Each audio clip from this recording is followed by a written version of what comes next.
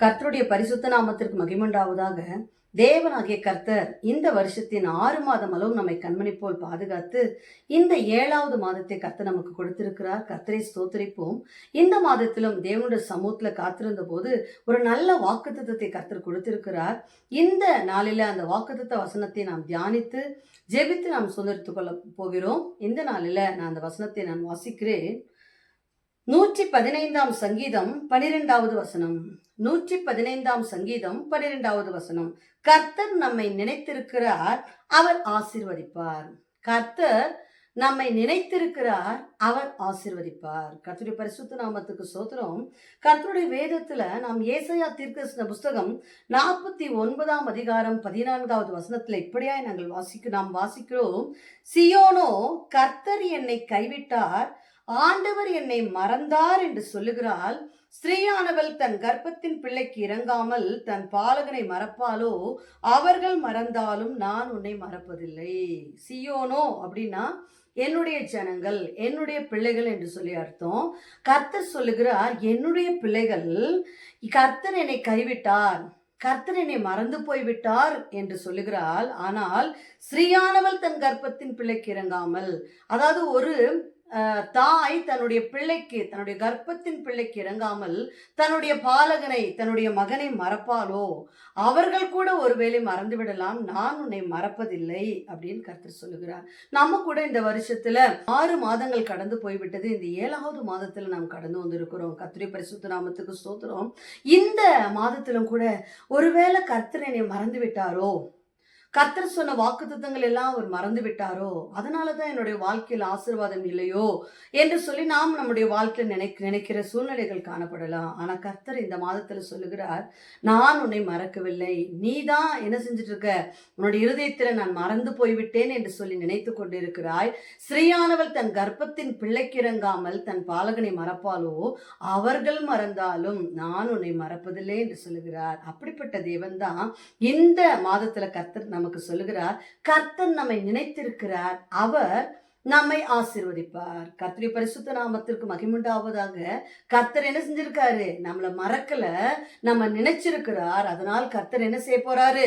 இந்த மாதத்துல நம்மை ஆசீர்வதிக்க போகிறேன் என்று சொல்லி கர்த்தர் சொல்லுகிறார். கர்த்தருடைய பரிசுத்த நாமத்துக்கு ஸ்தோத்திரம். இந்த நாளில நாம் வேதத்துல 3 பேருடைய வாழ்க்கையில கர்த்தர் எப்படி அவர்களை நினைத்து அவர்களை ஆசீர்வதித்திருக்கிறார் என்று சொல்லி நாம் தியானிக்க போகிறோம்.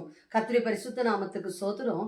முதலாவதாக இஸ்ரவேல் ஜனங்கள். கர்த்தருடைய பரிசுத்த நாமத்திற்கு மகிமுண்டாவதாக. இஸ்ரவேல் ஜனங்கள் எகிப்து தேசத்துல அவர்கள் அடிமையா இருந்தார்கள். அவர்கள் பார்வோன் என்ற எகிப்தின் ராஜாவினாலே ஒடுக்கப்பட்டு மிகவும் வேதனைப்பட்டார்கள். கர்த்தருடைய பரிசுத்த நாமத்திற்கு ஸ்தோத்திரம். அப்படிப்பட்ட நேரத்தில் அவர்கள் கர்த்தரை நோக்கி கூப்பிட்டார்கள். தேவனாகிய கர்த்தர் அவர்களை நினைத்தருளினார். கர்த்தருடைய பரிசுத்த நாமத்துக்கு ஸ்தோத்திரம். அந்த வேத வசனத்தை நான் வாசிக்கிறேன். யாத்ராகம புஸ்தகம் 2ஆம் அதிகாரம் 23 முதல் 25 வசனங்கள். இஸ்ரவேல் புத்திரர் அடிமைத்தனத்தினால் தவித்து முறையிட்டு கொண்டிருந்தார்கள். அவர்கள் அடிமைத்தனத்திலிருந்து முறையிடுகிற சத்தம் தேவ சந்நிதியில் எட்டினது. தேவன் அவர்கள் பெருமூச்சை கேட்டு தாம் ஆபிரகாமோடும் ஈசாக்கோடும் யாக்கோபோடும் செய்த உடன்படிக்கையை நினைவு கூர்ந்தார். தேவன் இஸ்ரவேல் புத்திரரை கண்ணோக்கினார். தேவன் அவர்களை நினைத்தருளினார். கர்த்தருடைய பரிசுத்த நாமத்துக்கு சோத்திரம்.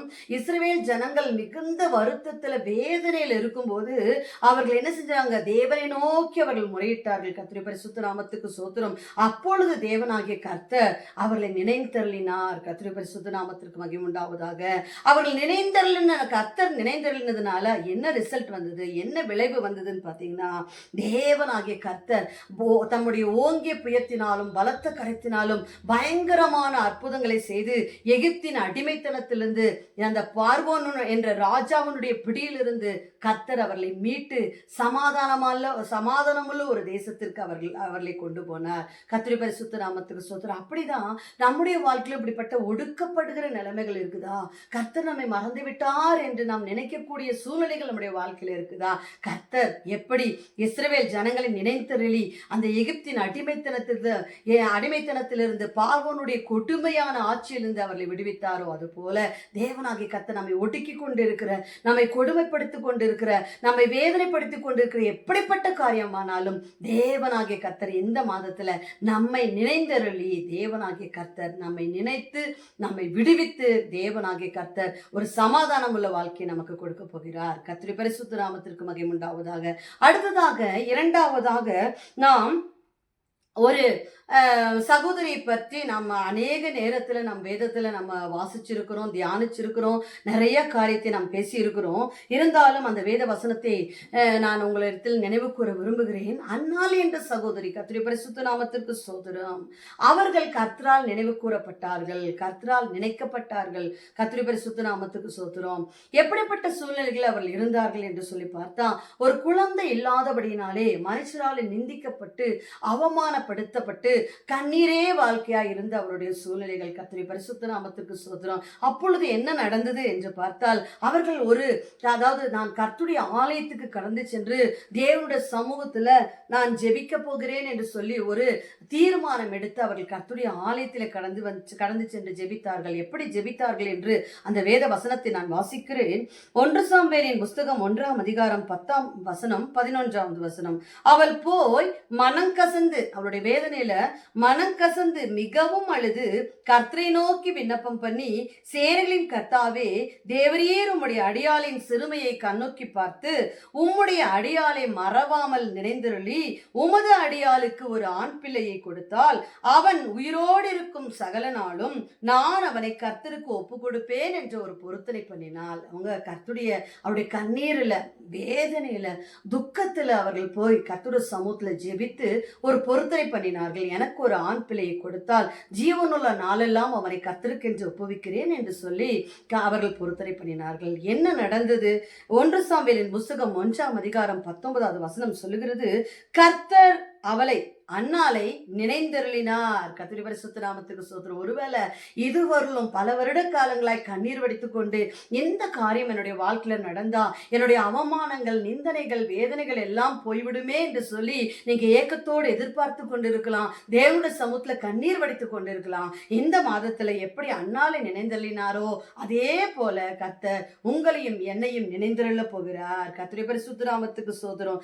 அன்னாளை கர்த்தர் நினைந்தருளினதுனால என்ன விளைவு, என்ன ரிசல்ட் வந்தது அப்படின்னு சொல்லிட்டு பாத்தீங்கன்னா, 1 சாமுவேலின் புஸ்தகம் 1ஆம் அதிகாரம் 20ஆம் வசனம் சொல்லுகிறது, அன்னாள் கர்ப்பவதியாகி ஒரு குமாரனை பெற்று கர்த்தரிடத்தில் அவனை கேட்டேன் என்று சொல்லி அவனுக்கு சாமுவேல் என்று பெயரிட்டாள். கர்த்தருடைய பரிசுத்த நாமத்துக்கு ஸ்தோத்திரம். அதனுடைய ரிசல்ட், சாமுவேல் என்ற ஒரு நல்ல ஒரு குழந்தையை, ஒரு ஆண் குழந்தையை தேவனாகிய கர்த்தர் அவர்களுக்கு கொடுத்து அவர்களை ஆசீர்வதித்தார். கர்த்தர் அன்னாளுடைய கண்ணீரை மாற்றி, அன்னாளுடைய எதிர்பார்த்த அவருடைய இருதயத்தின் ஏக்கத்தை கர்த்தர் நிறைவேற்றி அவருடைய அழுகையை மாற்றி அவரை சந்தோஷமாய் மாற்றினார். அதே போலதான் உங்களுடைய வாழ்க்கையிலும் ஏதாவது ஒரு காரியம், எதிர்பார்த்திருக்கிற காரியம், இது மட்டும் என்னுடைய வாழ்க்கையில நடந்தா போதுமே, என்னுடைய அவமானம், நிந்தனை, வேதனை எல்லாம் மறைந்து போகுமே என்று சொல்லி பல வருட காலமாய் கண்ணீரோடு, கவலையோடு, ஏக்கத்தோடு, வருத்தத்தோடு நீங்க எதிர்பார்த்து இருக்கிறீங்களா? அன்னாலே எப்படி கர்த்தர் நினைந்தருளினாரோ அதே போல இந்த மாதத்துல நம்மை நினைந்தருளி தேவனாகிய கர்த்தர் எதிர்பார்த்திருக்கிற ஆசீர்வாதத்தை அவர் கொடுத்து நம்முடைய அழுகையை அவர் சந்தோஷமாக மாற்றப் போகிறார். கர்த்தருடைய பரிசுத்த நாமத்திற்கு மகிமை உண்டாவதாக. மூன்றாவதாக, ஒரு நபரின் வாழ்க்கையில நினைத்த காரியத்தை குறித்து நாம் தியானிக்க போகிறோம். அதாவது யோசேப்பு என்ற ஒரு வாலிபன், கர்த்தருடைய பரிசுத்த நாமத்துக்கு ஸ்தோத்திரம், அந்த வாலிபனுக்கு கர்த்தர் 17வது வயதுல ஒரு தரிசனத்தை, ஒரு சொப்பனத்தை கொடுத்து அவரை ஒரு அதிபதியாக உயர்த்த போகிறேன் என்று சொல்லி கர்த்தர் பேசினார். கர்த்தருடைய பரிசுத்த நாமத்திற்கு மகிமை உண்டாவதாக. ஆனாலும் அந்த சொப்பனத்திற்கு பின்பாக அவருக்கு நிறைய சோதனைகள். கர்த்தருடைய பரிசுத்த நாமத்துக்கு ஸ்தோத்திரம். அதாவது அடிமையாக அவர்கள் எகிப்து தேசத்திற்கு கடந்து சென்றார்.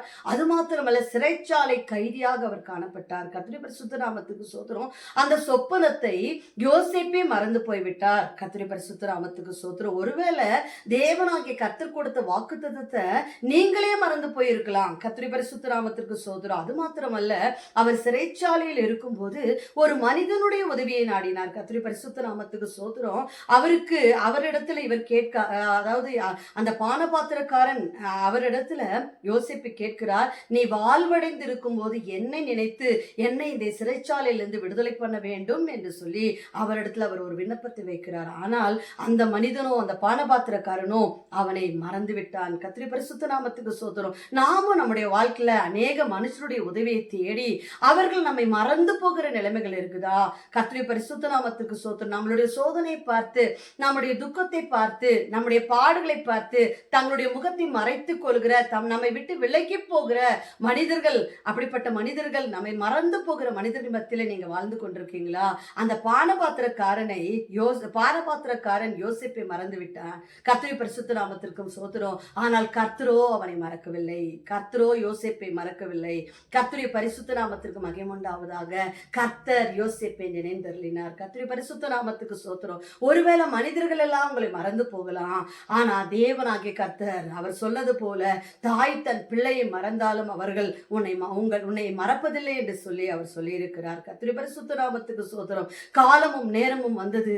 தேவனாகிய கர்த்தர் யோசேப்பை நினைந்தருளினார். அதனுடைய ரிசல்ட் என்ன அப்படின்னு சொல்லிட்டு பாத்தீங்கன்னா, கர்த்தருடைய பரிசுத்த நாமத்துக்கு ஸ்தோத்திரம். பின்னும் பார்வோன் யோசேப்பை நோக்கி, பார், எகிப்து தேசம் முழுமைக்கும் உன்னை அதிகாரியாக்கினேன் என்று சொல்லி பார்வோன் தன் கையில் போட்டிருந்த தன் முத்திரை மோதிரத்தை கலற்றி அதை யோசேப்பின் கையிலே போட்டு மெல்லிய வஸ்திரங்களை அவனுக்கு உடுத்தி அவன் பொன் சரப்பணியை அவன் கழுத்திலே போட்டு எகிப்து தேசம் முழுமைக்கும் அவனை அதிகாரியாக்கினான். கர்த்தருடைய பரிசுத்த நாமத்துக்கு ஸ்தோத்திரம்.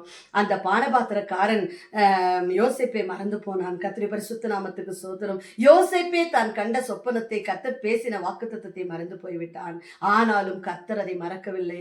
ஏற்ற வேளையில தேவனாகிய கர்த்தர் எகிப்து தேசம் முழுமைக்கும் அந்த யோசேப்பை அதிபதியாக மாற்றி அவரை உயர்த்தினார். இப்படிப்பட்ட சூழ்நிலைகளை நீங்க வாழ்ந்து கொண்டிருக்கீங்களா? ஒருவேளை கர்த்தர் கொடுத்த வாக்குத்தத்தத்தை மறந்து போகத்தக்கதான சூழ்நிலைகள் உங்களுடைய வாழ்க்கையில காணப்படுகிறதா? அல்லது மனிதர்களிடத்தில் ஏதோ உதவி கேட்டு அவர்கள் உங்களை மறந்து போய் விட்டார்களா? ஆனா தேவனாகிய கர்த்தர் உங்களை மறக்க மாட்டார். கர்த்தருடைய பரிசுத்த நாமத்துக்கு ஸ்தோத்திரம். அவர் வார்த்தையில் உண்மையுள்ளவர். அவர் கொடுத்த வாக்குத்தத்தத்தை அவர் நினைவு கூற போகிறார். இந்த மாதத்துல தேவனாகிய கர்த்தர் நம்முடைய காரியங்களை நினைவு கூர்ந்து நம்மை ஆசீர்வதிக்க போகிறார். கர்த்தருடைய பரிசுத்த நாமத்துக்கு ஸ்தோத்திரம்.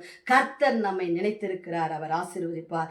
இந்த மாதத்துல தேவனாகிய கர்த்தர் மறக்கப்பட்டு போன நம்முடைய காரியங்கள் எல்லாவற்றையும் அவர் நினைவு கூர்ந்து இந்த மாதத்துல கர்த்தர் நாம் எதிர்பார்த்திருக்கிற விடுதலையை, நாம் எதிர்பார்த்திருக்கிற ஆசீர்வாதத்தை, நாம் எதிர்பார்த்திருக்கிற நன்மையை கொடுத்து தேவனாகிய கர்த்தர் நம்மை ஆசீர்வதிக்க போகிறார். நாம் இந்த நாளில அந்த வாக்குத்தத்தமான வசனத்திற்காக நாம் ஜெபிப்போம்.